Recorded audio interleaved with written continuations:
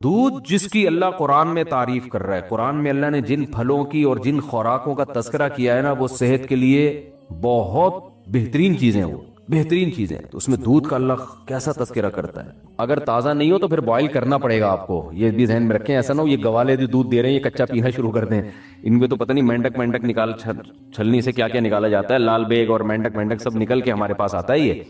یہ جب چھانا جاتا ہے نا تو کچرا تو ہلکی چیز ہے، آپ سمجھتے ہیں اس میں اس لیے چھانتے ہیں کہ تاکہ کچرا نکل جائے، یہ آپ کی حماقت ہے بھائی، میں حیران ہو رہا ہوں آپ کو۔ آپ مجھے بتاؤ یہ جو گوالے دودھ چھان کے دیتے ہیں کیا کچرا نکال کے؟ یہ مینڈک، لال بیگ، مکوڑے، گوبر، جو گائے کے پیشاب کی چھینٹیں، جو گائے بھینس جب پیشاب کرتی ہے نا، اور اپنا بھی پسینہ ہوتا ہے ان کا، اس میں گوالوں کا، کیونکہ اتنی بھینسوں کا دودھ نکال نکال کے اپنا پسینہ وسینہ، تو اس کے لیے بوائل کیے بغیر پیا نا تو پھر مر گئے۔ وہ کیسے پیا جائے؟ تازہ، یہ پہلی بات ہے۔ نمبر 2، پتی ڈال دیتے ہیں دودھ کو، دودھ پتی بنا دیتے ہیں، دودھ کا کیا ہو گیا؟ بیڑا غرق۔ لوگ بڑے فخر سے کہتے ہیں ہم صبح 1 گلاس دودھ پیتے ہیں۔ پیتے کب ہیں؟ جب 2 پراٹھوں سے پیٹ بھر چکا ہوتا ہے ان کا، جب 2 پراٹھے کھا کے پیٹ ان کا کیا ہو چکا ہے؟ بولو، بھر چکا ہے۔ تو اتنا پھوڑنے کے پہ دودھ کا اثر نہیں ہوتا، وہ تھوڑا بہت فائدہ ہوگا وہ تو تباہی ہے۔ ہم نبی کی سیرت میں دیکھتے ہیں کہ آپ صلی اللہ علیہ وسلم دودھ کیسے پیتے تھے، کیا پورا کھانا کھانے کے بعد پھر آخر میں 1 گلاس دودھ کا یا دودھ پیتے تھے؟ ایسا نہیں ہے۔ ہمیں نبی کی سیرت میں یہ ملتا ہے کہ جب شدید بھوک لگتی تھی نا تو بعض دفعہ پیٹ بھرنے کے لیے دودھ پیا جاتا تھا، کیونکہ جب بھوک لگتی ہے نا ٹائٹ، تو معدہ آپ کا ہر چیز کو بدن کا جز بنانے کے لیے تیار ہوتا ہے۔ ایسی کنڈیشن میں جب دودھ آنتوں میں جاتا ہے تو معدہ اسے بھرپور طریقے سے جذب کر کے ہڈیوں میں پہنچاتا ہے، آنکھوں کی بینائی تیز ہوگی، بال گرو کریں گے۔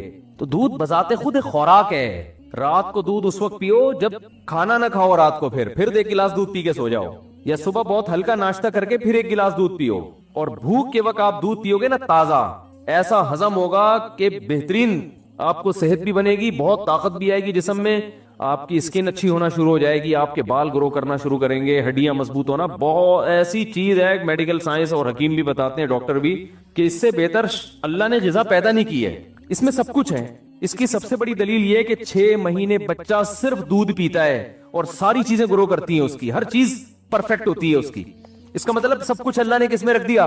دودھ میں رکھ دیا۔ ہاں اس کے بعد اس کو اناج بھی چاہیے، تو سارا دن دودھ نہیں ہے، لیکن اس طرح سے تو دودھ پیے گے۔ اور میں جانتا ہوں ایسے لوگوں کو جن کی 99 سال عمر ہوئی، وہ 3-3 4-4 کلو دودھ پیتے تھے، لیکن وہ ایسے پیتے تھے کہ عادت ڈالی، آہستہ آہستہ آہستہ آہستہ عادت ڈالی، پھر واکنگ بھی کر رہے ہیں، جاگنگ بھی کر رہے ہیں، جو بھی ان کی ایکٹیویٹی ہے، محنت مزدوری، تو آہستہ آہستہ جب عادت پڑتی ہے تو 3-3 4-4 کلو بھی، وہ تھے بڑے لئی شیم، آپ نہیں 3 کلو کہیں پی لیں تو اتنی جگہ ہی نہیں ہے، جائے گا کہاں وہ۔ تو ہمارے نبی صلی اللہ علیہ وسلم کیسے پیتے تھے؟ جیسے مثال ملتی ہے نا کہ آپ صلی اللہ علیہ وسلم بھوک سے بیتاب تھے، تو دودھ کا ایک پیالہ آیا۔ حضرت ابو ہریرہ رضی اللہ تعالیٰ عنہ فرماتے ہیں کہ سب صحابہ بھوکے تھے، سب کو بھوک لگ رہی تھی، تو حضرت ابو ہریرہ فرماتے ہیں کہ مجھے یہ نبی نے مجھے حکم دیا کہ سب کو پلاؤ، تو فرماتے ہیں ایک پیالہ دیکھ کے مجھے خیال ہوا کہ میری باری میں تو 2 گھونٹ بھی نہیں آئیں گے، اور سب شدید بھوک کی حالت میں۔ تو حضرت ابو ہریرہ نے پلانا شروع کیا، نبی کا معجزہ تھا، اس میں برکت ہوئی، وہ دودھ کا پیالہ ختم ہونے کا نام لے ہی نہیں رہا، سب نے سیر ہو کے پیا۔ پھر نبی نے حضرت ابو ہریرہ سے فرمایا پیو، یہ بالکل خالی پیٹ ہے، جب شدید بھوک سے نڈھال ہو رہے ہیں، اور اس وقت کیا پیا جا رہا ہے؟ دودھ۔ آپ نے حضرت ابو ہریرہ سے فرمایا پیو، فرماتے میں نے پیا، فرمایا اور پیو، بار بار پلانے کے بعد حضرت ابو ہریرہ فرمایا کہ قد شبعت، میں سیر ہو چکا ہوں، مزید پینے کی گنجائش نہیں ہے۔ اب سمجھ میں آیا دودھ کیسے پیا جاتا ہے؟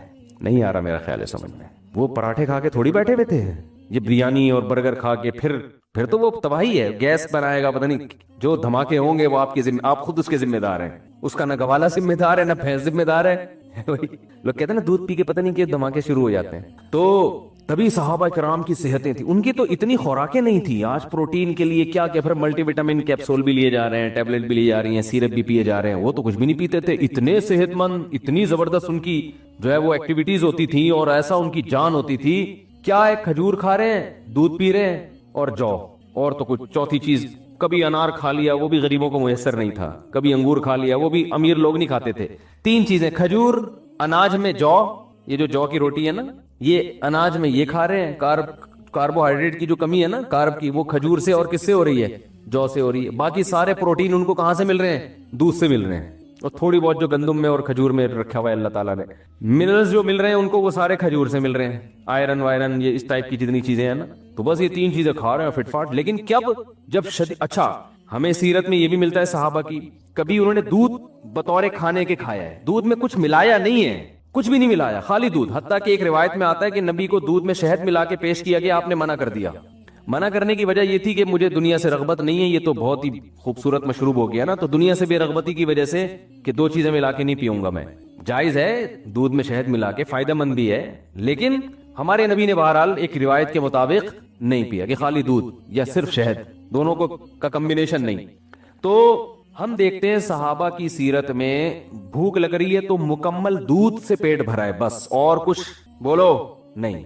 आज कोई ऐसा करता है? बोलते क्यों नहीं करता भाई, ये कैसे हो सकता है खाली दूध से पेट भर ले।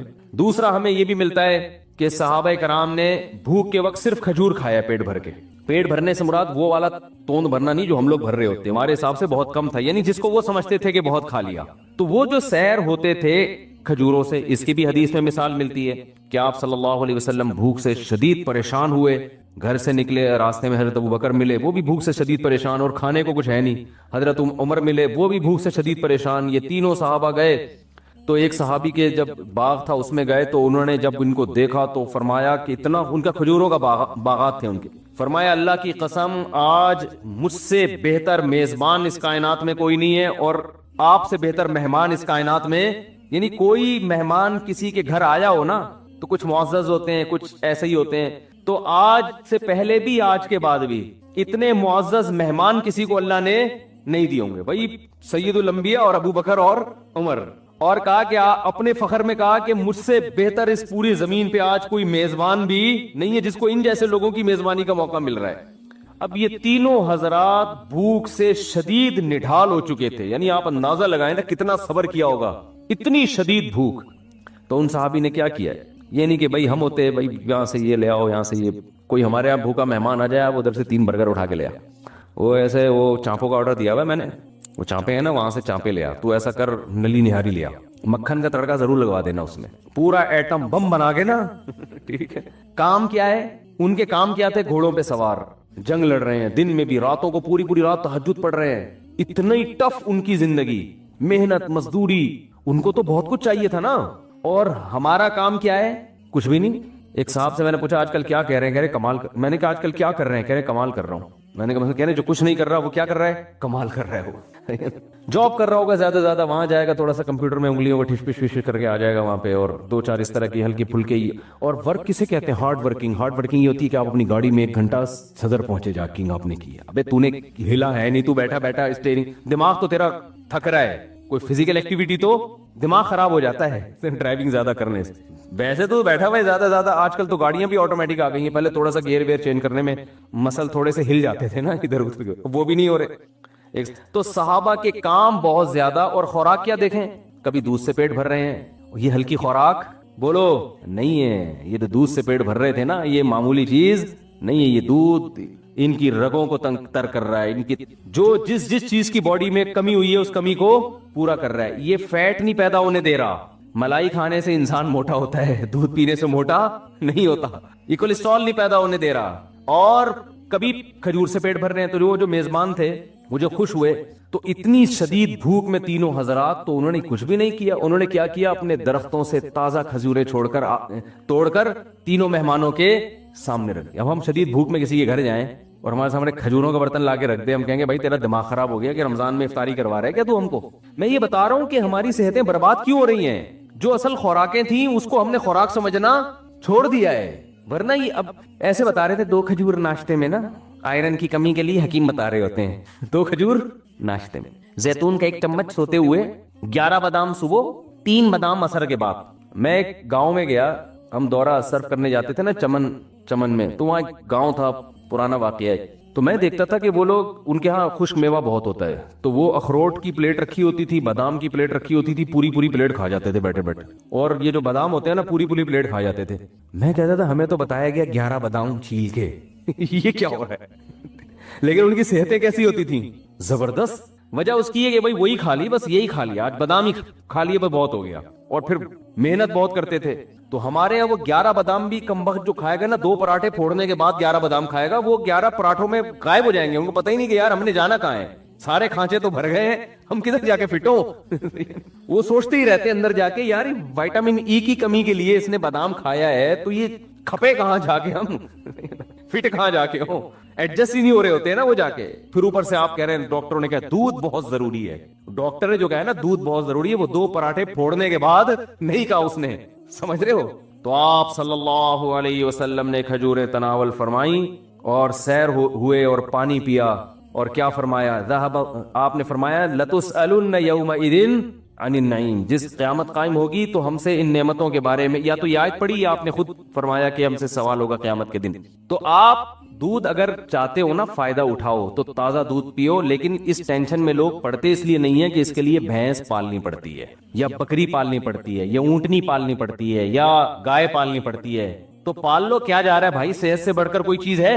اتنا پیسہ تم نے بحریہ ٹاؤن میں لگا دیا پلاٹ لینے کے چکر میں. یار ایک چھوٹا سا کچا پلاٹ لیتے, ایک بندے کو اجرت پہ بھینس دے کے رکھتے کہ یار یہ ہمارے گھر کا تازہ دودھ بھینس سے آئے گا, جو بچے گا وہ بیچ دیں گے اور تیری اجرت بھی یہیں سے نکلے گی, جو بکے گا اسی سے تیری تنخواہ, یہ گوبر شوبر تو نے صاف کرنا ہے. تو اس میں کیا جا رہا ہے, لیکن اصل بات یہ کہ صحت کی فکر نہیں ہے, دل اٹکا ہوا ہے اس سریے میں جو آپ کے مکان میں ڈالا جائے گا. جو ہڈیوں میں سریا ڈالنا, جو دودھ جو ہے نا آپ کی ہڈیوں میں سریا پیدا کرتا ہے, وہ بالکل غافل ہو گئے اس سے. وہ سمجھ رہے ہم جیسے ہیں قیامت تک ایسے ہی رہیں گے. وہ جب بحریہ ٹاؤن میں آپ کا گھر تیار ہوگا نا, آپ کی ہڈیوں میں ٹک ٹک کی آوازیں آ رہی ہوں گی اس وقت. ایک صاحب میرے پاس آئے, کہہ رہے یار پتا اچھا بلا تھا, میں پتہ نہیں اب سجدے سے اٹھتا ہوں تو 2-3 ٹک کی آوازیں آتی ہیں.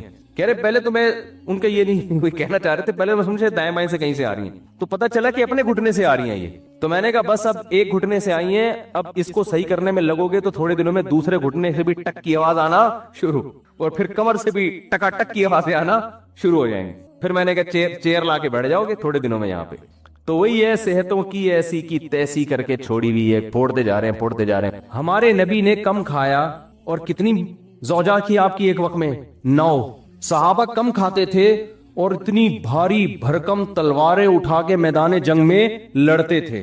اچھا 3 کام جو مذہب نے بتائے ہیں وہ کر لو, سمجھدار ڈاکٹر بھی اسی کا مشورہ دیں گے انشاءاللہ. جو مذہب نے 3 کام بتائے ہیں نا صحت کے حوالے سے, وہ کر لو. نمبر 1, مذہب گوشت کھانے کی آپ کو ترغیب دیتا ہے تو کھا لیا کرو. ایسا نہ ہو کچھ تحقیق بدل جائے اور بعد میں کہیں کہ جی وہ جو گوشت نہیں کھاتے ان کو ہارٹ اٹیک کا خطرہ زیادہ ہوتا ہے, ٹھیک ہے نا, ایسا نہ ہو کہ الٹا ہو جائے معاملہ. تو جو کھا رہے ہو تو اپنی ذمہ داری پہ مر جاؤ, کوئی مسئلہ نہیں ہے. تو پہلی بات گوشت نہ چھوڑو. دوسری بات آپ نے کیا کرنا ہے, ہمارے نبی صلی اللہ علیہ وسلم زیادہ کھایا کرتے تھے یا زیادہ کھانے کی ترغیب دی ہے یا بھوکا رہنے کی ترغیب دی ہے؟ کم کھانے کی نہیں, بھوکا رہنے کی. کم کھانا تو بہت کم کھانے کا مطلب کھائیں. ہمارے نبی کی جو سیرت ہے وہ ہے اے اللہ ایک وقت کھانے کو ملے تو شکر ادا کروں اور ایک وقت بھوکا رہوں میں تو صبر کروں میں. سمجھتے ہو کہ نہیں سمجھتے؟ اور آپ صلی اللہ علیہ وسلم نے فرمایا, میری امت میں, جو حدیث کا مفہوم میں اپنے الفاظ میں بیان کر رہا ہوں, آپ نے فرمایا خیر القرون قرنی ثم الذین یلونہم ثم الذین یلونہم, سب سے بہتر میرا زمانہ ہے, پھر اس کے بعد والا, پھر اس کے بعد والا. پھر آپ نے فرمایا یفش الکذب, جھوٹ پھیل جائے گا, یعنی برائی آنا شروع. اور انہی برائیوں میں آپ نے بتایا کہ جھوٹی گواہیاں, اور انہی میں آپ نے بتایا کہ لوگ زیادہ کھانا شروع کر دیں گے. یہ نہیں فرمایا کہ حرام کھانا شروع کر دیں گے, نا نا نا نا, حلال کھائیں گے مگر زیادہ. تو زیادہ کھانے کو بھی کس میں شامل کیا جا رہا ہے؟ برائی میں شامل کیا جا رہا ہے. یعنی امت اتنی بری ہو جائے گی خوب کھانا شروع کر دے گی, کھانا بہت کھائے گی. نہیں آ رہی بات میرا خیال. تو کم کھانے کی ترغیب ہے, کم کھانے کی ترغیب ہے. اتنی ترغیبات ہے نا کم کھانے کی کہ ہمیں تو اپنے بارے میں ایسا لگتا ہے کہ یار پتہ نہیں ہمارا ہوگا کیا. یعنی اگر ہم پیغمبر صلی اللہ علیہ وسلم سے قیامت کے دن ملے اور اپنے پراٹھوں کے, ہم نے کسی نے بتا دیا کہ یہ 2 پراٹھے صبح ناشتے میں کھایا کرتے تھے, تو امید تو ہے کہ انشاءاللہ ان چیزوں پہ پکڑ لی ہوگی. یہ ترغیبی چیزیں, کوئی واجب حکم نہیں ہے, لیکن ہم جائیں گے کہاں؟ تو ہم بہت کھاتے ہیں بھائی, بہت کھاتے ہیں. نبی صلی اللہ علیہ وسلم کی خدمت, یہ میں ٹاپک کمپلیٹ کرتا ہوں, جب چل پڑا ہے نا اتنا ہو گیا تو اس کو مکمل. آپ نے جو بھائی موضوع دیا وہ کہاں گئے بھائی نے پرچی دی تھی, وہ میں اس پہ ضرور بیان, آپ جمعے کے بیان میں آتے ہیں, میں انشاءاللہ اس پہ ضرور, میرے ذہن میں پہلے سے یہ ٹاپک تھا, میں اس پہ ضرور بات کروں گا انشاءاللہ. تو خوب سمجھ لو. دیکھو نبی صلی اللہ علیہ, ابھی صحت کی بات چلی ہے نا, تو اکارڈنگ ٹو اسلام کیا کہتا ہے اس بارے میں, وہ چند چیزیں نوٹ کر لو تو وہ آپ کو زندگی پر فائدہ پہنچائیں گی. نبی صلی اللہ علیہ وسلم نے فرمایا کہ 2 آدمیوں کا کھانا, ایک آدمی کا کھانا 2 کے لیے کافی ہے. طعام الواحد یکفی الاثنین, ایک آدمی کا کھانا دو کے لیے کافی ہے. یہ صحیح حدیث ہے. جتنے میں دو آدمی ایک آدمی سیر ہوتا ہے نا, اس میں اصل میں دو کے لیے کافی کا کیا مطلب, سیر تو نہیں ہوتے, لیکن جتنی آپ کو انرجی چاہیے, جتنا آپ کو زندہ رہنے کے لیے, ایک مناسب لائف گزارنے کے لیے جتنی خوراک چاہیے, تو جتنا ایک آدمی کھا رہا ہے وہ کتنے کھانا شروع کر دیں, دو کھانا شروع کر دیں تو کافی ہو جائیں گے آپ. اور ہمارے ہاں جتنا ایک کھاتا ہے, جتنا ایک کو کی خوراک ہے, تو وہ دو کی کھاتا ہے. وہ اس حدیث پہ کیسے عمل کر رہا ہے, الٹا. جتنا ایک میں سیر ہو جاتا ہے نا, حدیث تو کہہ رہے ہیں تم ایک میں جتنا پیٹ بھر جاتا ہے تو آدھے میں اس کا آدھا کر دو. اور میں آپ کو بتاؤں, جب آپ آدھا کرو گے نا, پھر جو آپ گوشت کی یخنی پیو گے, وہ جو ہمارے نبی نے یوم نہر میں, مزہ آئے گا آپ کو. صحیح ہے نا, مزہ آئے گا, وہ مزہ آئے گا آپ کو. تو آدھا کر لو اس کو. اور نبی صلی اللہ علیہ وسلم کی خدمت میں ایک کافر آیا, آپ صلی اللہ علیہ وسلم اکرام کرتے تھے, چاہے مسلم ہو غیر مسلم. آپ صلی اللہ علیہ وسلم نے اس کو دودھ پلایا. ہمارے یہاں دودھ پیا جاتا ہے ناشتہ کرنے کے بعد, 2 پراٹھے کھانے کے بعد, پھر آپ ایک گلاس دودھ پیتے ہیں اور کہتے ہیں کہ کیلشیم ملے گا, فیٹ ملے گا. کچھ بھی نہیں ملے گا اس سے, ٹھیک ہے, کہ اس کی کھانچے کہیں ہے ہی نہیں جہاں جا کے یہ فٹ ہو. ہم جو نبی کی سیرت میں دودھ دیکھتے ہیں نا, اس میں 2 چیزیں نظر آتی ہیں ہمیں. ایک تو شدید بھوک میں بھوک مٹانے کے لیے دودھ پیا گیا ہے, یعنی دودھ ایز اے کھانا استعمال کیا گیا ہے. ہمارے ہاں دودھ کو کھانا بولتے ہی نہیں ہے. دودھ جب شدید بھوک لگ رہی ہوگی نا, تو پہلے خوب بریانی اور نہاری طبیعت سے پھوڑنے پھاڑنے کے بعد پھر کہیں گے, کیونکہ حکیم صاحب نے کہا کہ رات کو دودھ پی کے سونا چاہیے, لہذا پھر دودھ پی کے سو کے ایک دن دھماکے کے ساتھ پھٹ پھٹا کے ہلاک ہو جائے گا. تو ہم نبی کی سیرت میں دیکھتے ہیں, غزوہ احد میں دیکھو نا, سب صحابہ کو شدید بھوک تھی, تو حضرت ابو ہریرہ رضی اللہ تعالیٰ عنہ کو نبی نے حکم دیا, یہ دودھ کا ایک پیالہ آیا ہے نا. شدید بھوک تھی صحابہ کو, 2 3 دن کے سے بھوک لگ رہی تھی, پیٹ پہ پتھر باندھے ہوئے تھے. تو آپ نے کیا فرمایا, حضرت ابو ہریرہ کہتے ہیں کہ ایک ہی پیالہ تھا, تو نبی صلی اللہ علیہ وسلم نے حکم دیا کہ دائیں طرف سے پلانا شروع کرو. تو کہتے ہیں میں نے سوچا کہ میں اتنا مجھے بھوک لگ رہی, میرے سے میں تو کچھ بھی نہیں آئے گا, اللہ نے برکت اتنی رکھی, تو سب نے سیر ہو کے پیا اس کو. حضرت ابو ہریرہ کے برکت دے دی اللہ نے, ایک معجزہ نبی کا ظاہر ہوا. حضرت ابو ہریرہ نے پیا, کہتے ہیں اور پیو اور پیو, سیر ہو گئے حضرت ابو ہریرہ رضی اللہ تعالیٰ عنہ. اس طرح کی اور بہت ساری ہمیں مثالیں ملتی ہیں کہ شدید بھوک میں بھوک کس سے مٹائی ہے, دودھ سے. پھر دودھ جزو بدن بنتا ہے, اور ایسا ٹھا کر کے جا کے باڈی کو لگتا ہے نا. تو 2 چیزیں نبی نے بھوک میں استعمال کیا, دوسری چیز تازہ دودھ استعمال کیا آپ صلی اللہ علیہ وسلم نے, بوائل دودھ نہیں استعمال کیا, یعنی جہاں تک ہماری معلومات ہے تازہ دودھ. اب میرے یہ کلپ چلایا گیا, کسی نے کہا دیکھو لوگوں کو کچا دودھ پینے کا مشورہ دے رہا ہے جراثیم والا, تو دودھ کچا جب پیو جو فوراً نکالو اور فوراً پی جاؤ. اگر رکھ لیا تو پھر کچے کا نہیں, ہم بھی کہتے ہیں بھائی وہ تو ڈاکٹر لوگ بولتے ہیں اس میں. اور پھر خاص طور پہ جو گوالا تو کچا بھی پلا رہا ہے نا, تو اس میں گوالا بھی تو پلا دے رہے ہیں نا دودھ, تو بھینس جتنا دے رہی ہے اس میں گوالا کا بھی اتنا اپنا خون پسینہ شامل ہے, گوبر کی چھینٹیں اور پتہ نہیں کیا کہ اس کو تو لازمی اپنی گائے ہو, اپنی بکری ہو, اور تمیز سے تھن دھو کے تمیز سے نکالا ہو, تو وہ کچا ہی بہترین ہے. وہ آپ میرے مشورے پہ پی کے دیکھیں, آپ کو بوائل میں اور کچے میں زمین آسمان کا فرق لگے گا. آپ ایسے ٹماٹر ہونا شروع ہو جاؤ گے, پیٹ بہت اچھا ہو جاتا ہے, بہت سارے فائدے ہوتے ہیں. تو ہمارے نبی نے ہمیشہ دودھ حلب الشاۃ, دودھ نکالا اور دودھ پیا, کچا پیا ہے. تو یہ 2 چیزیں. خیر, تو میں اس کر رہا تھا کہ ایک کچھ لوگ آئے آپ صلی اللہ علیہ وسلم کی خدمت میں, تو ان میں غیر مسلم بھی تھا, تو آپ نے اس کا اکرام کس سے کیا, بھوک لگ رہی تھی سب کو, تو آپ نے دودھ پلایا. انہوں نے 7 پیالے دودھ پیے اس غیر مسلم نے. پہلے کے پیالے بھی بڑے بڑے ہوتے تھے, ایک پیالہ آپ نے فرمایا اور اس نے کہا اور, دوسرا آپ نے فرمایا اور اس نے کہا اور, 7 پیالے پی گیا. 8ویں پہ اس نے کہا بس میرا پیٹ بھر گیا, سیر ہو گیا, میں چلا گیا, مسلمان ہو گیا. وہ نبی کے اخلاق اور آپ کی سیرت کو دیکھ کر اگلے دن دوبارہ آیا, پھر آپ نے دودھ پیش کیا, اس نے 1 پیالہ پیا, آپ نے دوبارہ پیش کیا, اس نے کہا شبیتو, میں سیر ہو گیا ہوں. نہیں یہ بات سمجھ, حالانکہ اس کو نبی نے کم کھانے کی ترغیب, اس کو تو اسلام ابھی سیکھنے کا موقع ہی نہیں ملا نا.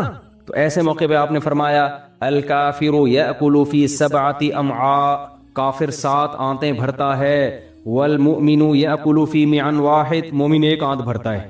کیا مطلب, مومن کی خوراک کافر سے 7 گنا کم ہوتی ہے.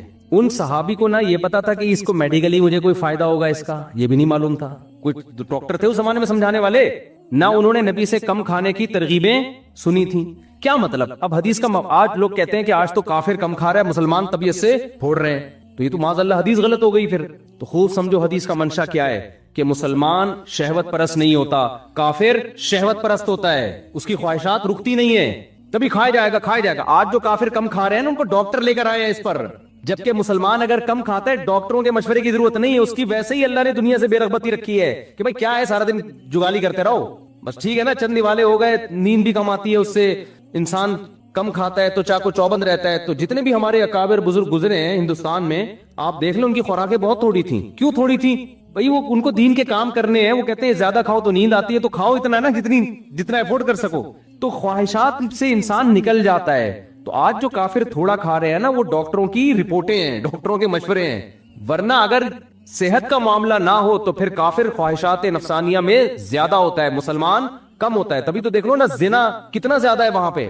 وہ تھوڑی عورت کے بغیر گزارا کر سکتے ہیں. یہاں 30-35 سال عمر ہو جاتی ہے, شادی نہیں ہوتی, اور گزارا بہت سے لوگ چلا رہے ہوتے ہیں. تو مسلمان میں آج بھی خواہشات نفسانیہ پہ کنٹرول دوسروں کی نسبت زیادہ ہے. بات یہ ہے کہ ان کو موٹیویشن مل رہی ہے ڈاکٹروں سے, ہمیں نہ مذہب سے مل رہی ہے اور نہ ڈاکٹروں سے مل رہی ہے. ڈاکٹر صاحب کو آپ کسی دعوت میں لے جائیں, آپ سے زیادہ ڈبل, وہ ڈاکٹر جو میرا بیان نہیں سن رہے ان کی بات کر رہا ہوں, وہ آپ سے زیادہ ڈبل. آپ جائیں, وہ سگریٹ پی رہے ہوں گے, تو آدمی کہتا ہے یار جب اتنی نقصان دہ تو یہ کیوں پی رہا ہے بھائی؟ ٹھیک ہے نا. تو آپ خوب سمجھو, نبی صلی اللہ علیہ وسلم نے کیا فرمایا؟ مسلمان ایک آنت بھرتا ہے اور کافر 7 آنتیں بھرتے ہیں. اس میں خواہشات نفسانیہ کم ہوتی ہیں. تو آپ نے ان صحابی کو اپریشیٹ کیا کہ نہیں کیا؟